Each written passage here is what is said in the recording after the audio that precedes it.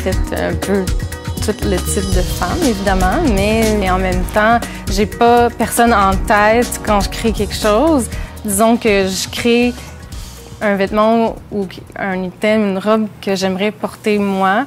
C'est que peut-être à la base, c'est ça mon inspiration, parce que c'est toujours quelque chose qui est resté de mon enfance, que c'était la raison première pour laquelle je faisais des vêtements. C'était vraiment pour me vêtir.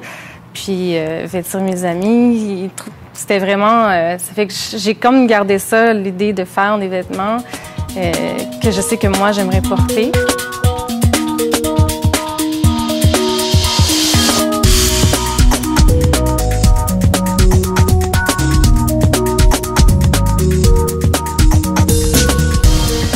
C'est vraiment des trucs comme de la vie de tous les jours qui m'inspirent. Puis j'aime beaucoup écouter les films, je peux pas dire d'époque, mais des années 60, 70. Je trouve que les ambiances dans ces films-là sont vraiment intéressantes. Il y a les films noirs que j'aime beaucoup aussi. Puis il y a les films comme Giallo qu'on appelle, ces fameux films italiens avec les gants de cuir et les couleurs et comme le fameux Argento, où est-ce qu'on voit toujours des éclats de vitres comme qui brisent sur les filles, puis là, la fille qui tombe sur des carreaux noirs et blancs. C'est vraiment très graphique, c'est très... je sais pas, pour moi, c'est des ambiances qui sont tellement inspirantes que je suis pas vraiment inspirée par un livre de tendance, comme, tu sais, on peut vraiment... c'est plus...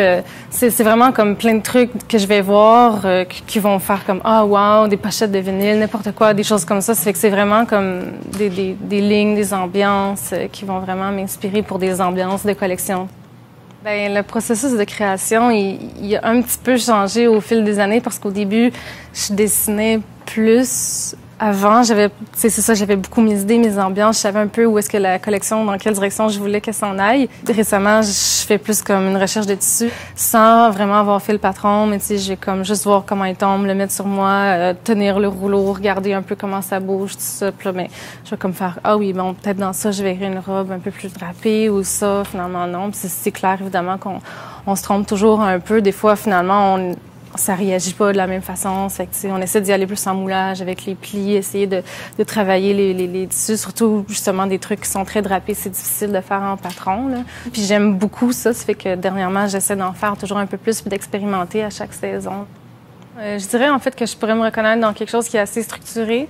C'est la façon de travailler aussi avec laquelle je suis la plus à l'aise. Vraiment, au niveau du patron aussi, c'est quelque chose que j'ai de la facilité à faire. Des vestons, des manteaux ou des robes qui ont un peu plus de structure, de tenue.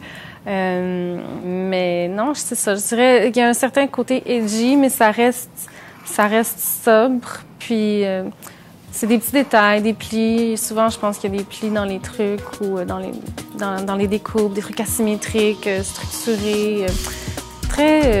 C'est ça, comme je disais, peut-être un peu constructiviste avec des découpes diagonales ou des plis insérés dans ces découpes-là. Je pense que c'est des trucs que moi, je pense qui me ressemblent. Puis comme quand je regarde ces vêtements-là, je trouve que je m'y reconnais dans ça.